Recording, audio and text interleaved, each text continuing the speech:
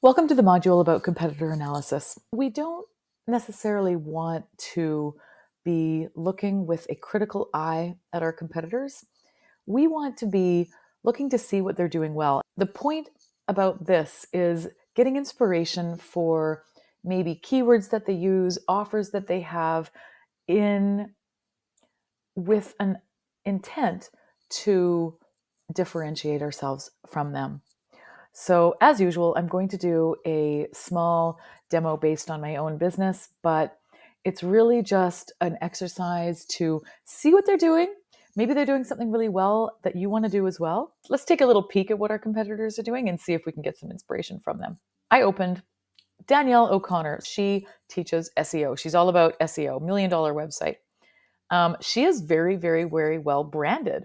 So it's funny. So when I look at this, it's not like I'm looking at this going, I need to be like her. I am noticing the things that she's doing well. I love that she's got like a little video. I'd be interested to know what platform she has built her website on. She's got some social proofing here. Step into your $1 million business. $1 million websites for female founded businesses. I can't say that somebody would necessarily be searching for that, but she's also very active on social media. So you will find her there. And that's another thing. If your happy place is on social media, then if you're generating enough traffic there, then maybe it doesn't matter so much if your SEO is good. However, for somebody teaching SEO, I would imagine that she has it dialed in. So her H1 tag might not be that phrase. She is identifying with the person. She's explaining her business. She's identifying her target audience, how to work with her, what you're going to get, social proofing, pixel perfect designer. That's super cute.